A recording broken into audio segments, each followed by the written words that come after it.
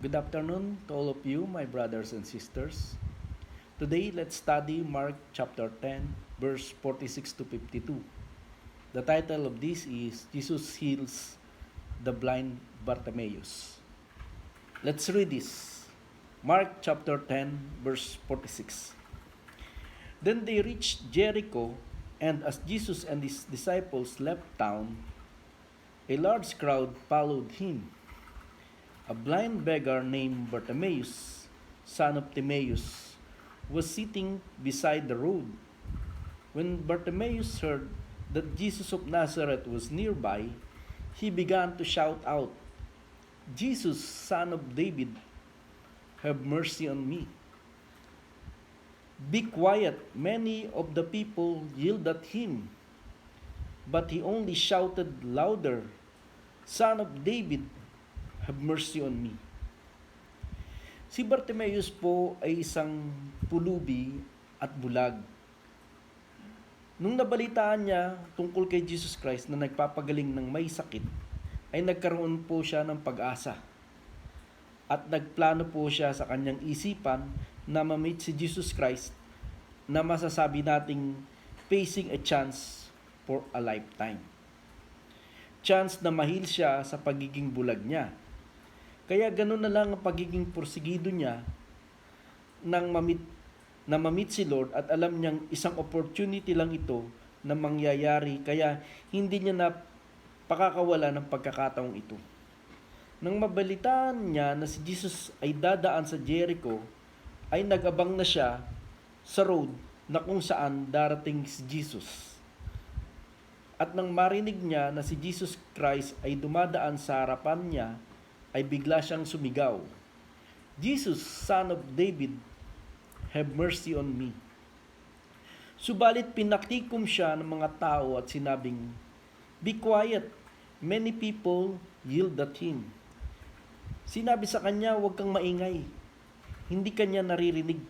Maraming tao ang sumisigaw sa pangalan niya, subalit siya ay patuloy na sumisigaw ng malakas at ang sabing, "Son of David, have mercy on me." Si Bartimaeus po ay naging taklesa na, meaning wala na siyang pakialam sa sasabihin ng ibang tao, basta siya ay isisigaw niya ang nilalaman ng kanyang puso. Dito natin makikita ang kanyang persistence and determination. Alam nyo ba ang persistence and energetic nature ni Bartimaeus sa prayer is a good example? Anong matututunan natin dito? Marami sa atin ngayon na parang si Bartimaeus na nangangailangan ng tulong at kagalingan galing sa Panginoon. Sa mga sandaling ito, marami po sa atin ngayon dumaranas ng sari-saring problema. Una na po dito, yung mga tinamaan ng sakit ng COVID-19. Halos punong-puno na po ang mga ospital ngayon dahil pag tayo ay sinugod sa ospital, ngayon ay tiyak magiging waiting tayo sa emergency room o sa labas pa ng ospital. Yung iba naman ay gipit financially sapagkat nung nagkaroon ng ECQ, maraming naapektuhan ng trabaho. Kasi ang iba sa atin ay no work, no pay. Marami pang nagsasabing mas mamamatay sila ng gutom kaysa sa COVID-19. Subalit hindi rin po natin masisisi ang gobyerno, my brothers and sisters, dahil inuuna nila na wag dumami ang mahawa at makontrol itong COVID-19. Katulad rin ng nakaraang preaching ko nang pinakain ni Lord ang 5,000 na crowd, marami sa atin ngayon ang nakakaranas po ng gutom, sakit at iba't iba pang mga problema. My brothers and sisters, sa ganitong pong sitwasyon, gayahin po natin si Bartimaeus. Lumapit po tayo kay Lord ng may pananampalataya. Huwag po natin pansinin ang sinasabi ng ibang mga tao na wala na tayong pag-asa, na matira ang matibay. Hindi po ito totoo. Ang totoo po ay mayroon po tayong Diyos na buhay, na handang dinggin tayo, pagalingin at tulungan. Kung matatandaan po natin ang sabi ng mga tao kay Bartimaeus, "Huwag ka nang sumigaw. hindi kanya naririnig, hindi ka naririnig ni Jesus. Subalit, sa sinabing ito, lalong nilakasan ni Bartimaeus ang kanyang sigaw at sinabing, Son of David, have mercy on me. Huwag po tayong tumingin sa mga negative side ng report na padanaminam ng padami ang nagkakasakit o nagugutom. Bagsak na ang economy. No, sabihin po natin, Jesus, Son of David, have mercy on me. At tiyak, tayo po ay maririnig at tutulungan ni Lord sa lahat ng hinaing natin at problema natin sa buhay. Ang sabi nga po sa Isaiah chapter 41 verse 10, Don't be afraid, for I am with you. Don't be discouraged, for I am your God. I will strengthen you and help you. I will hold you up and my victorious right hand. Nung nakaraan po, kami po ay nagpunta kina Pastor Bong at napansin po namin na nanganak po yung kanila pong pusa na Persian cat. At nakita po namin yung anak doon at nagka-interest po kami. At binigay naman po ni Pastor Bong ito sa amin. At siya po ay half Persian at half pusakal. Ngayon, nung dinala po namin siya, pinangalanan po namin siyang si Cheesecake. Ngayon, gawa po nung pandemic, wala po kami magawa sa bahay kundi po siya ang atupagin namin. Kaya pong ang ginawa po ng anak ko ay binili po namin siya ng cage at binili po siya namin ng litter box. Ibig sabihin doon po siya magsi-CR. At kung ano-ano pa po dahil nalilibang po kami dun sa pusang yun. At alam niyo po ba minsan nung kumakain po kami, narinig po namin si Cheesecake na kinakalampag po yung kanyang litter box sapagkat ang kanyang litter box ay katabi nitong cage niya at kinakalampag niya ito. At nagpapakawari na gusto niya mag-CR. Ang sabi ko sa misis ko, pakitingin mo, gusto yata mag-CR. Nung inilibas po ito ng misis ko at pinapunta niya dun sa litter box, bigla pong tumakbo itong si Cheesecake. At sinabi ko, ay naku, niloloko lang tayo nitong pusang to. At ang ginawa po ng misis ko ay pinasok po muli siya sa loob ng cage. At kami po ay patuloy na kumain. Hindi pa po kami natatagalan sa pagkain ay patuloy na naman na kinakalampag na naman ni Cheesecake itong litter box. Sabi ko sa misis ko, yaan mo yan, niloloko lang tayo. Pero habang kumakain po kami, lalo pong palakas ng palakas ang kalampag po ni Cheesecake doon sa litter box at na-alarm po kami. At ako na po mismo ang tumayo. At ang sabi ko, siguro emergency na talaga to. At pagbukas ko po ng cage, siya po ay nagpunta sa litter box at nag-CR po. Minsan po, pag may problema po tayo at hindi na po natin kaya, gayahin po natin si Cheesecake. Kalampagin po natin si Lord. Pray persistent and energetic prayer. Huwag po tayong tumigil gaya ng ginawa ni Bartimaeus. Atin pong ituloy itong binabasa ko, no? Binabasa natin sa verse 49. When Jesus heard him, he stopped and said, Tell him to come here. So they called the blind man. Cheer up, they said. Come on, he's calling you. Bartimaeus threw aside his coat, jumped up, and came to Jesus. What do you want me to do for you? Jesus asked. Si Bartimaeus ay narinig po ni Jesus Christ at sila ay tumigil kasama ang kanyang mga apostles. At ang sabi niya, Tell him to come here. Papuntahin niyo siya dito. Sabi sa kanya ng mga apostles, Blind man, cheer up. They said, Come on. At sa gulat at tuwa po ni Bartimaeus na siya ay tinatawag ni Lord, napatapon niya po ang kanyang coat o yung kanyang balabal at siya po ay tumalon papunta kay Jesus Christ. At ang sabi sa kanya ni Lord, What do you want me to do for you? Jesus asked. My brothers and sisters, in meditating this word, ano po kaya ang may imply natin sa buhay natin? No? Minsan po, nung nagkaroon po nung umpisa po ng pandemic, that was March 2020, Nagkaroon po ng ECQ.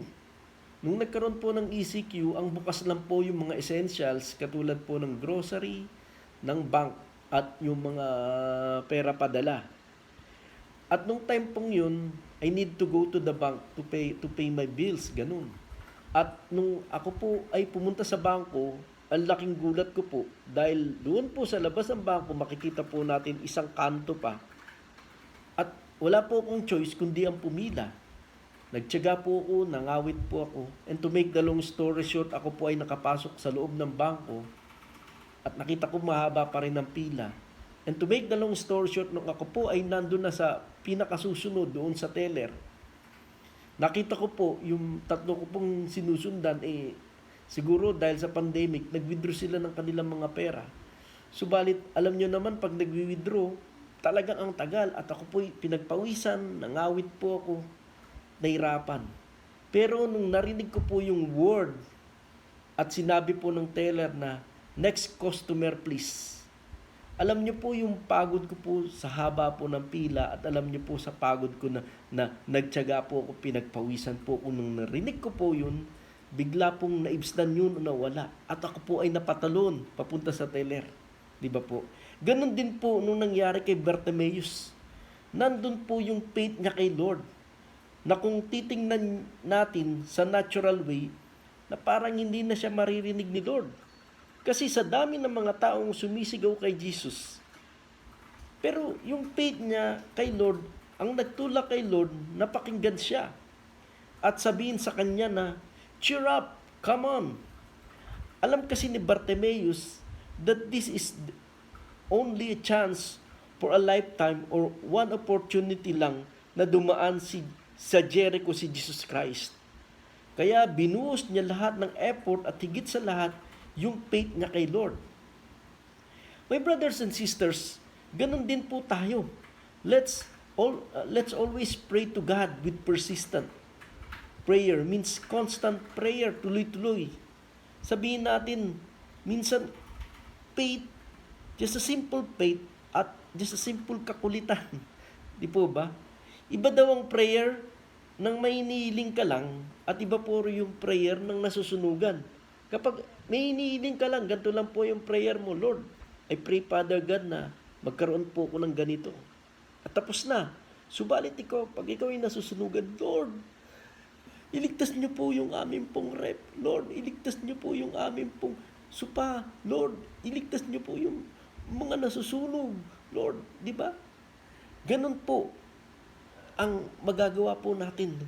Natatandaan ko lamang po dati, nung kami po ay nakatira, dito sa may bandang Bacoor, Cavite, no?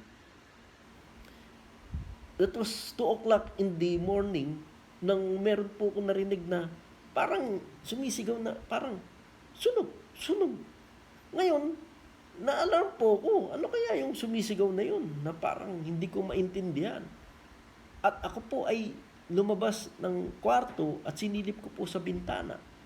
Pagkasilip ko sa pintana, meron po akong naririnig na isang babaeng dumadaan na sunog. Siguro, sa takot niya, hindi niya maisigaw na may talagang sunog. At ako po ay lumabas ng bahay at pagtingin ko po, mula po sa bahay namin, 5 bahay, may kalsada at 4 na bahay, doon po yung nasusunog. Ako po ay na-alarm sapagkat alam niyo naman po, yung sunog ay pagka dumiretso yan, dire-diretso, dikit-dikit po yung mga bahay sa amin. At ginising ko po yung biyanan ko at ginising ko rin po yung misis ko. Yung misis ko po, bigla pong tinawagan niya po yung kuya ko na nandito sa Dasmariñas, Cavite. At ang sabi niya, pumunta ka dito kuya at may sunog sa amin dito, dalhin mo yung iyong owner at sunduin mo si nanay at si Kenneth. At yung kuya, yung bayo ko po, siguro talagang antok pa yun, nag-drive papunta po sa amin.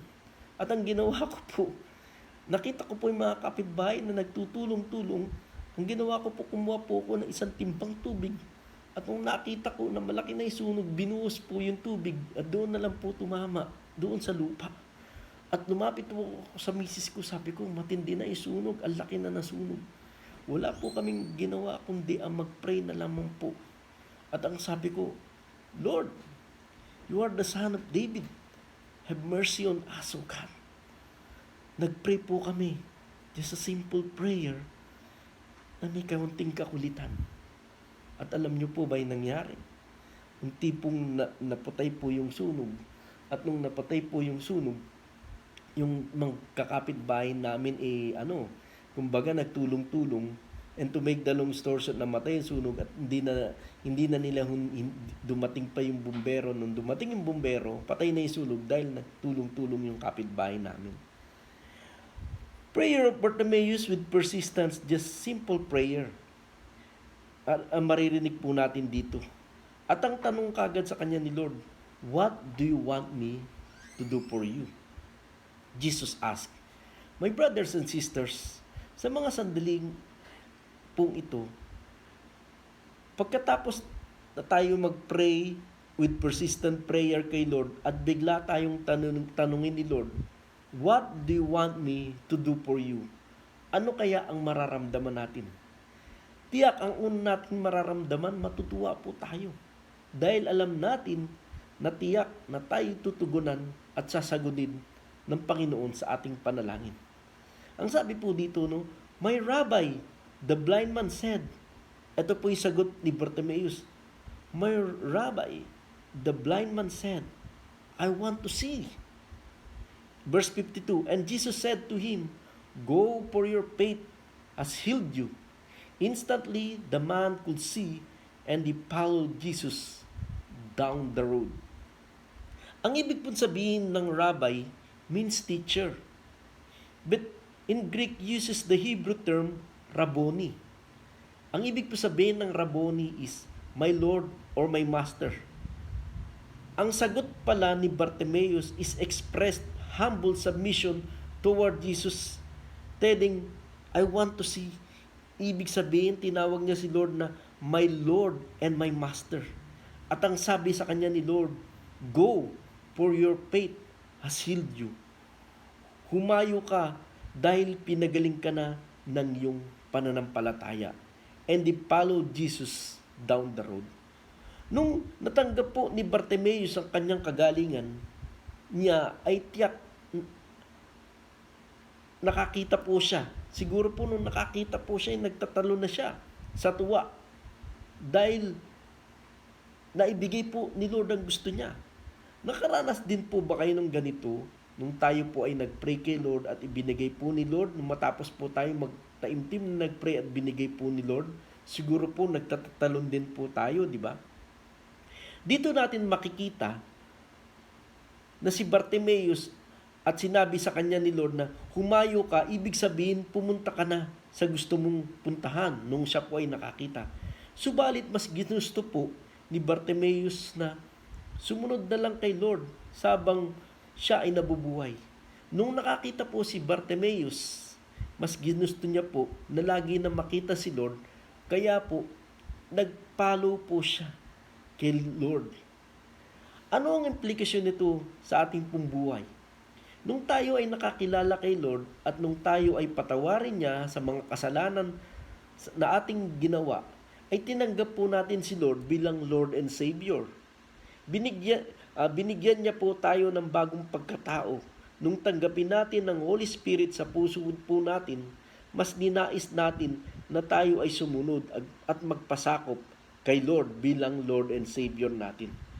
Kapag tayo ay na kay Lord, masaya po ang buhay natin. Di ba meron ngang kantang, ang buhay ng Kristiyano ay masayang tunay, masayang tunay. Habang tayo ay nabubuhay dito sa world, tayo ay dumarating sa iba't ibang pagsubok. Gaya po nung nasabi ko kanina, totoo po yun, ang buhay ng Kristiyano ay masayang tunay. Pero it doesn't mean that if we are Christians, we are in the bad process.